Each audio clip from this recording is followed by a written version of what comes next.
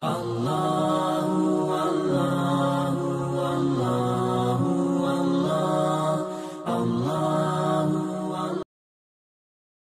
maghrib yang dirahmati Allah Subhanahu wa taala, di kesempatan yang berbahagia ini ya, saya akan menyebutkan ya penggalan dari salah satu ayat dalam surat Al-Ankabut.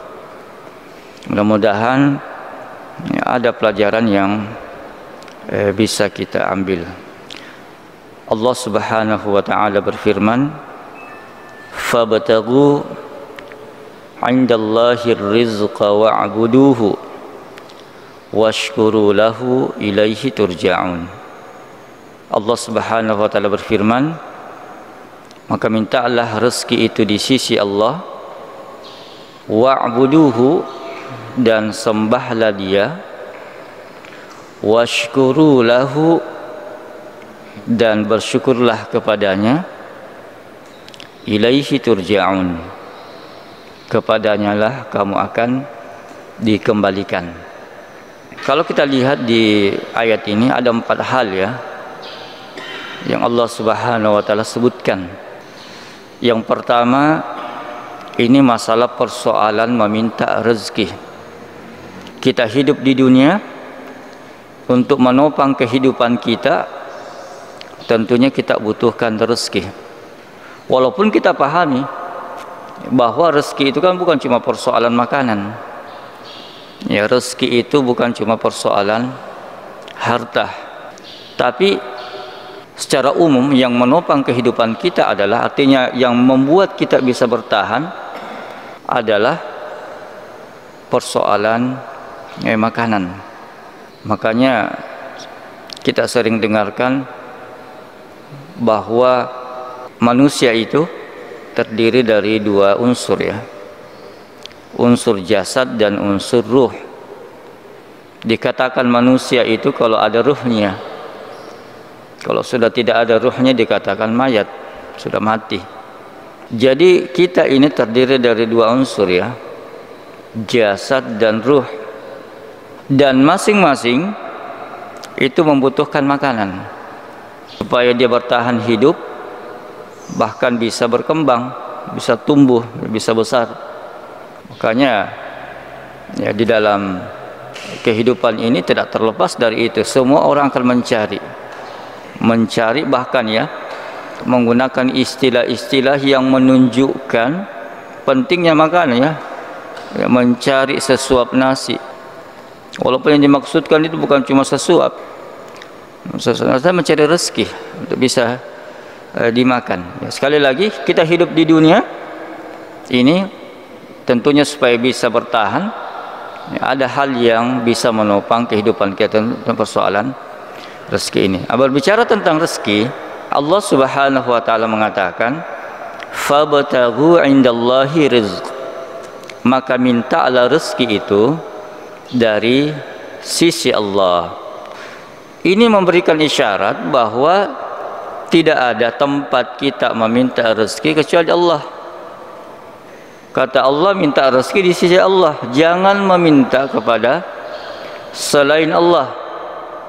Dan ini juga memang perlu dikuatkan ya, dikuatkan keimanan yang benar terhadap persoalan rezeki ini di tengah-tengah kaum muslimin. Tentang ini masalah tauhid rububiyah. Tauhid rububiyah. Terkait dengan hal ini Allah Subhanahu wa taala berfirman di dalam ayat yang lain, "Ya ayyuhan nas, udhkuru ni'matallahi 'alaikum." Wahai sekalian manusia, ingatlah nikmat Allah kepada kalian.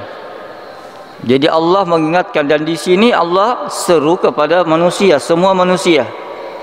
Ya ayyuhan nas, wahai sekalian manusia.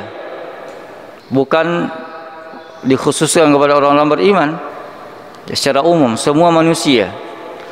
Untuk apa? Untuk mengingat nikmat Allah kepadamu. Nikmat Allah alaikum. Kemudian di sini Allah Subhanahu wa taala memberikan satu pertanyaan supaya berpikir. Kata Allah Subhanahu wa taala, hal min khaliqin ghairullah yarzuqukum minas samai wal ardh.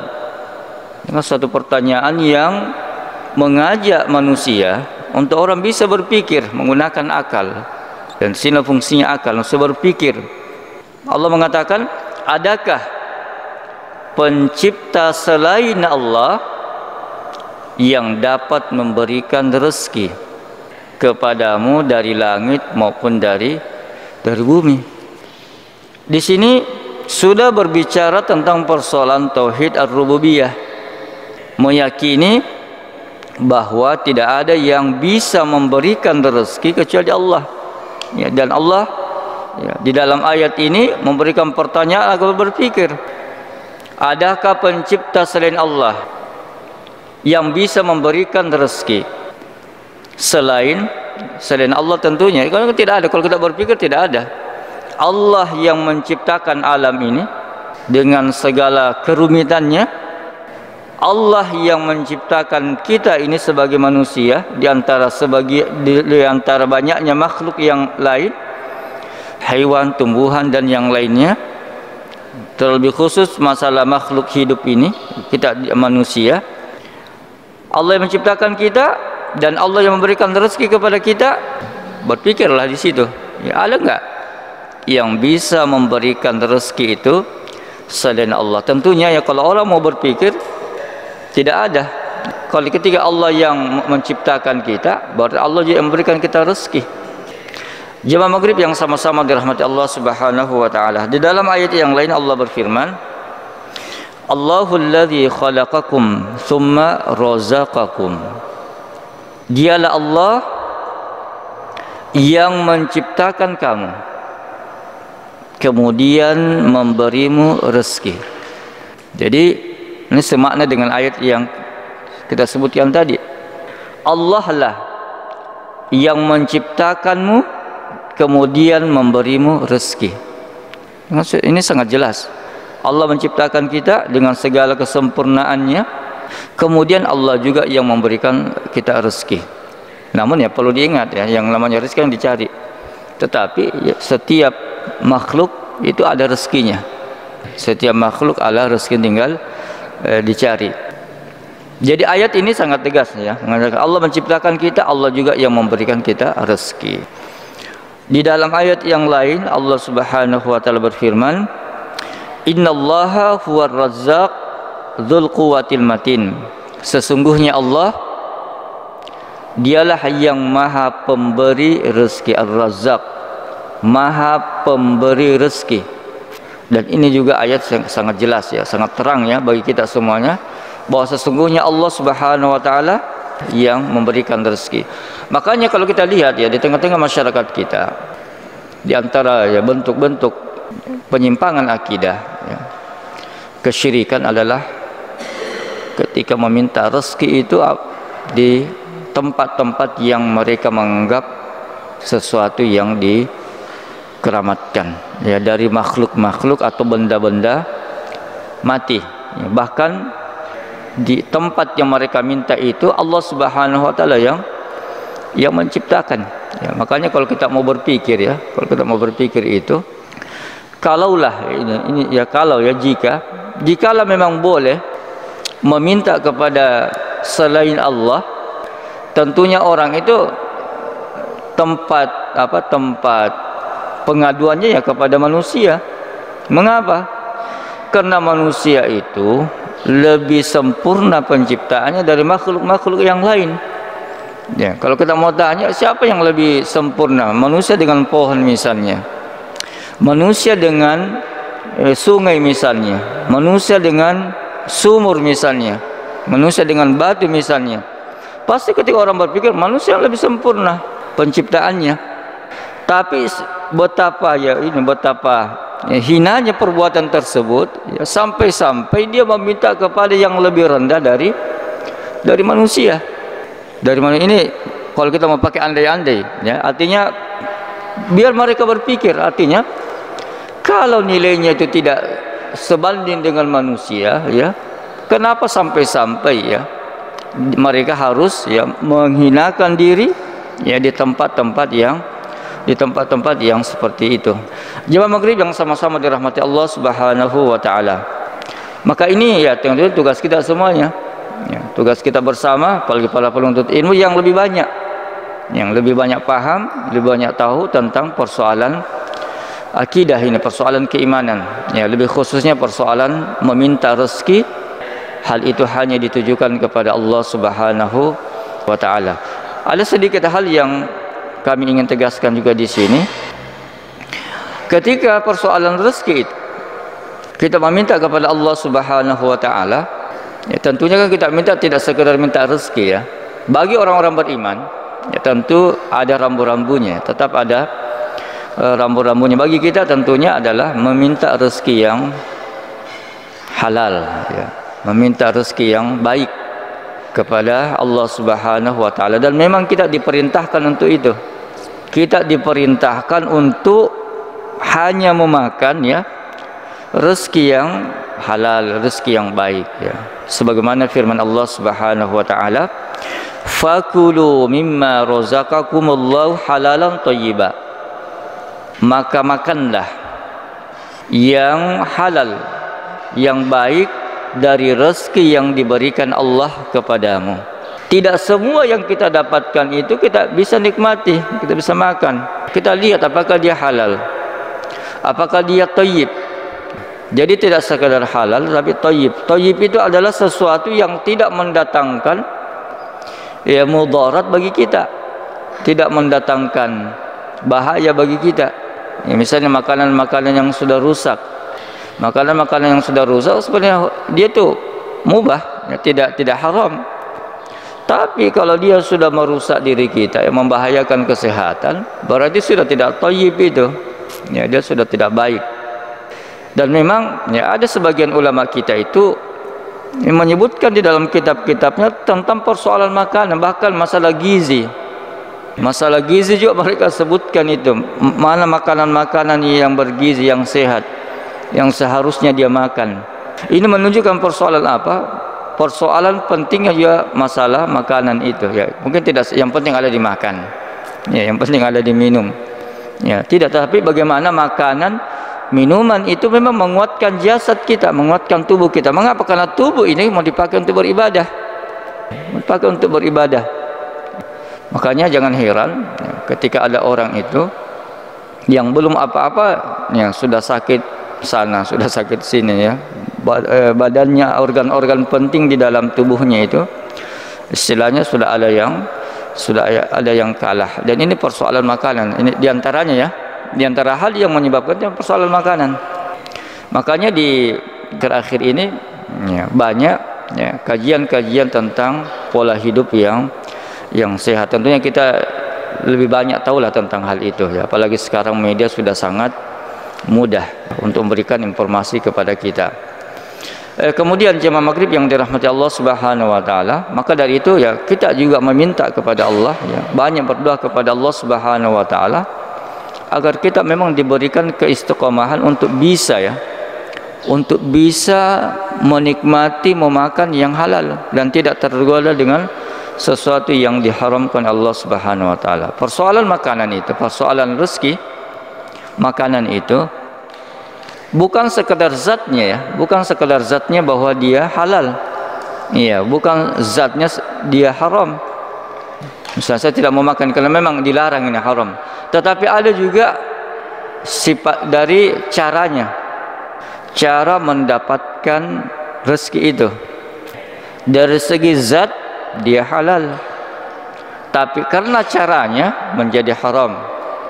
Misalnya hasil curian ya, hasil kecurangan ya, hasil korupsi, pada dasarnya itu halal dari segi zatnya, tapi caranya itu adalah sesuatu yang diharamkan Allah Subhanahu wa taala. Maka ada doa yang diajarkan, ya Allahumma kfini bihalalika an haramik.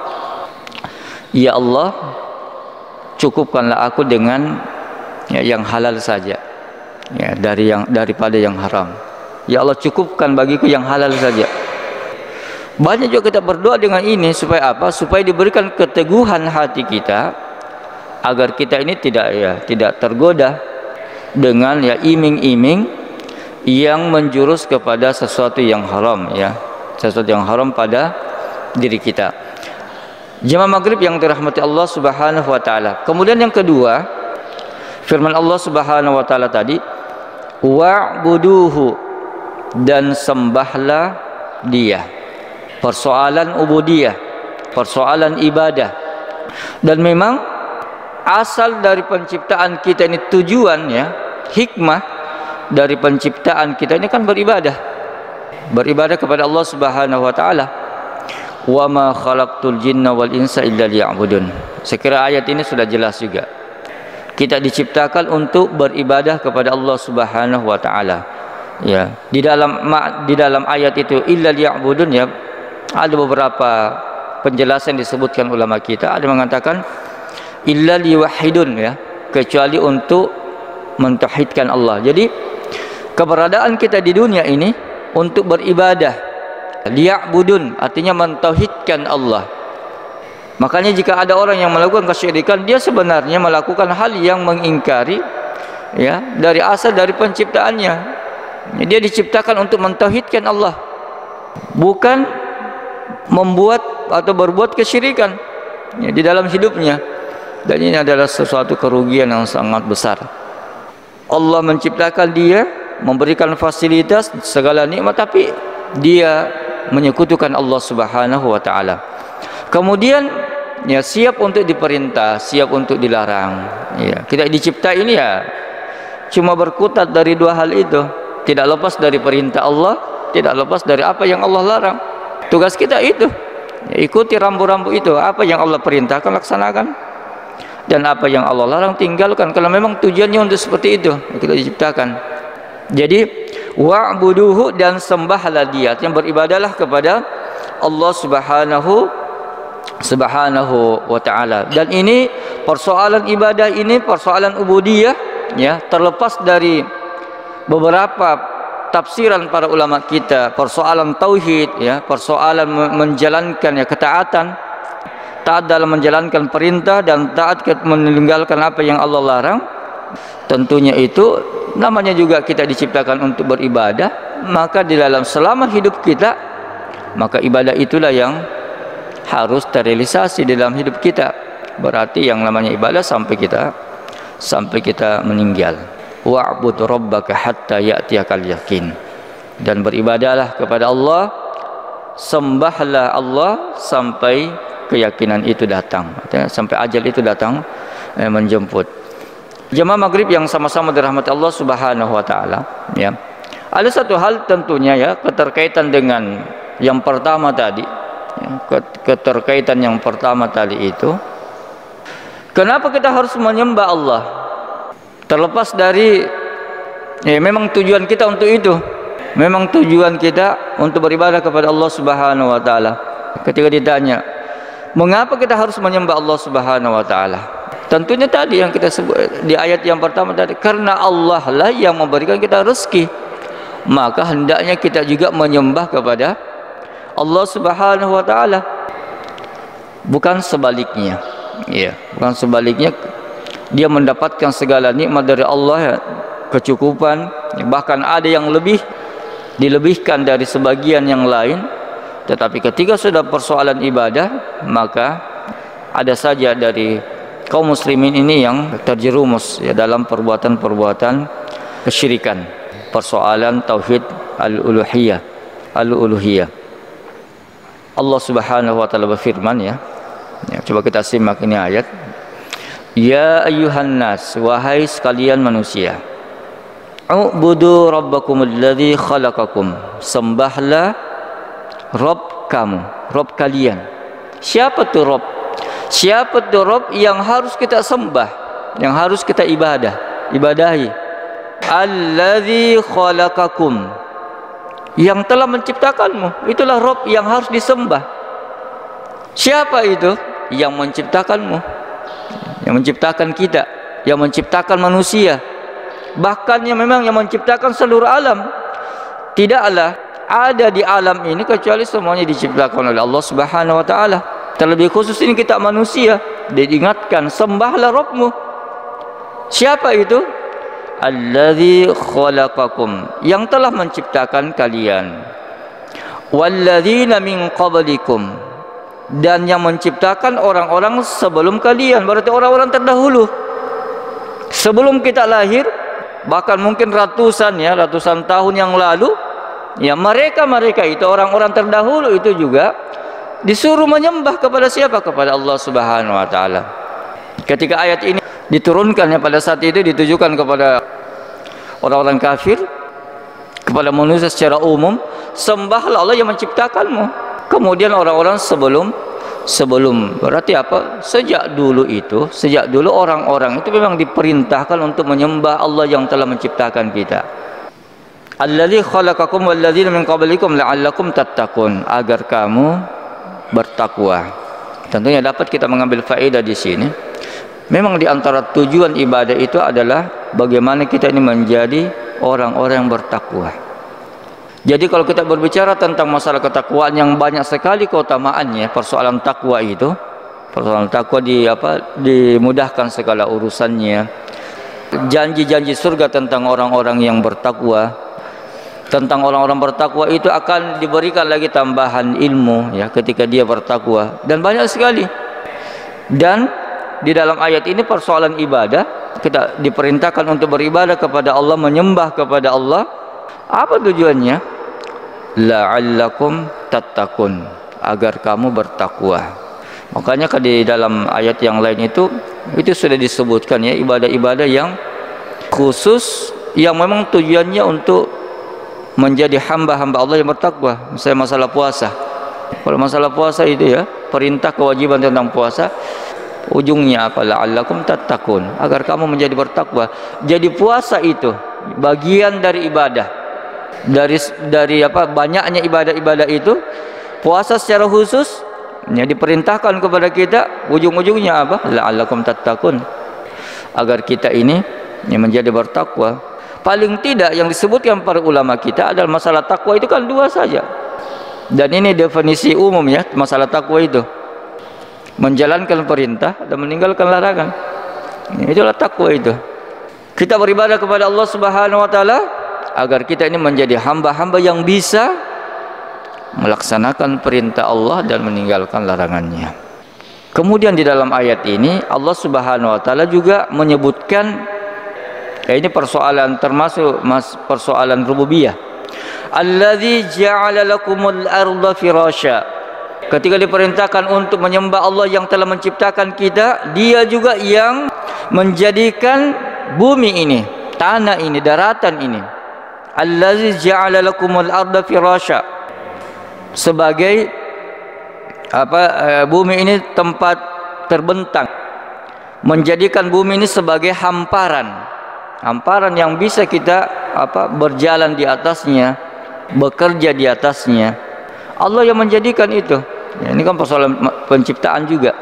Was-samaa'a binaa'a, dan menjadikan langit itu sebagai atap, sebagai naungan atap. Wa anzala minas samaa'i maa'a, dan menurunkan air dari langit, yaitu hujan. Allah yang menjadikan tadi bumi ini sebagai hamparan, ya kita berada semuanya di atasnya. Kemudian menjadikan langit itu menjadi atap bagi kita. Kemudian menurunkan air dari langit, yaitu hujan. Apa fungsinya air yang turun dari langit itu? Fa akhraja bihi minas samarat. Air yang diturunkan Allah berupa air hujan itu tujuannya untuk apa? Menghasilkan segala buah-buahan. Coba kita lihat ya, ketika panas yang berkepanjangan atau kemarau, mungkin 1 hari 2 hari hujan itu langsung sudah menghijau. Luar biasa ini, luar biasa itu air hujan ya. Luar biasa kekuasaan Allah Subhanahu wa taala, yang dulunya kering kerontangnya, gersang, ketika hujan turun itu langsung menghijau. Bahkan ya, ketika musim hujan itu, ketika hujan turun, orang sudah kelabakan lagi. Padang rumputnya tiba-tiba meninggi ya, setengah mati lagi membersihkan. Ini adalah kekuasaan Allah Subhanahu wa taala. Apa tujuannya buah-buahan yang Allah keluarkan itu? Ya, ketika bumi ini dihamparkan bagi kita, kemudian ketika hujan itu menimpa bumi ini, maka dengannya tumbuh tumbuh tanaman yang dengannya itu keluar berbagai macam buah-buahan. Apa kata Allah Subhanahu wa taala? Rizqan lakum, sebagai rezeki bagi kamu. Jadi Allah Subhanahu wa taala mengatakan, sembahlah wahai manusia, sembahlah Rabb kalian yang telah menciptakan, kemudian menghamparkan bumi ini, menurunkan hujan, kemudian menumbuhkan, mengeluarkan buah-buahan. Sebagai apa semua itu? Rizqan lakum, sebagai rezeki bagi kamu. Artinya ketika kita mendapatkan rezeki ini, sembahlah Allah, beribadahlah kepada Allah yang memang memberikan kita rezeki yang berlimpah. Kemudian Allah Subhanahu wa taala melanjutkan, fala taj'alu lillahi andada, maka janganlah kamu mengadakan sekutu-sekutu bagi Allah. Jangan lagi mencari sekutu, tandingan-tandingan selain Allah. Mengapa? Tandingan-tandingan yang mereka cari tidak mampu menciptakan, tidak mampu menurunkan hujan, tidak mampu menghidupkan tanaman, tidak mampu memberikan rezeki. Jangan mencari tandingan-tandingan. Jadi ketika Allah tegaskan, sembahlah Allah, sembahlah Rabb yang menciptakan kamu. Kemudian di penghujung ayat ini, fala taj'alu lillahi andada, jangan sekali-kali kamu mengadakan sekutu-sekutu bagi Allah. Wa antum ta'lamun, padahal kamu mengetahui. Kamu mengetahui kitab ini dikasih akal oleh Allah Subhanahu wa taala. Jadi tidak serta-merta juga itu akal ini selalu disalahkan, tidak boleh bahwa kelaniun tapi memang Allah memberikan kita akal supaya berpikir. Berpikir di sini adalah bagaimana kita ini supaya bisa kembali ke fitrah kita. Apa fitrah kita? Fitrah kita itu mentauhidkan Allah Subhanahu wa taala, mengenal siapa pencipta kita. Bukan sebaliknya ada juga orang yang diberikan akal ini semakin jauh dari Allah Subhanahu wa taala. Makanya orang-orang yang cerdas itu dengan akalnya sebenarnya adalah seharusnya menjadikan mereka itu adalah orang yang beriman kepada Allah Subhanahu wa taala, semakin beriman kepada Allah Subhanahu wa taala. Coba kita lihat orang-orang yang masuk Islam ini di akhir-akhir hidupnya, di penghujung umurnya itu kan rata-rata orang pintar Misalnya orang-orang barat lah misalnya, penemuan-penemuannya nanti di penghujung hayatnya itu baru diberikan hidayah oleh Allah Subhanahu. Dan ini nikmat yang luar biasa, hasil dari penelitiannya, hasil dari pengkajiannya, sehingga menarik kesimpulan sehingga dia harus masuk ke dalam Islam. Jadi kata Allah Subhanahu wa taala menutup ayat ini, wa antum ta'lamun, padahal kamu mengetahui. Kalau tahu jangan mengambil tandingan-tandingan Allah. Kalau kamu sudah tahu Allah yang menciptakan kamu, Allah memberikan kamu rezeki. Kalau kita sadari Allah memberikan kita rezeki, semua ibadah kita ditujukan kepada Allah Subhanahu wa taala. Sekira sampai di sini dulu karena waktu juga yang membatasi kita. Semoga Allah Subhanahu wa taala senantiasa memberkahi majelis kita, memberkahi umur-umur kita, supaya memang umur-umur kita ini selalu terisi dengan kebaikan dan selalu mendatangkan manfaat bagi kehidupan kita sampai batas ajal yang Allah tentukan. Subhanakallah wa bihamdik, asyhadu an la ilaha illa anta, astaghfiruka wa atubu ilaik. Assalamualaikum warahmatullahi wabarakatuh.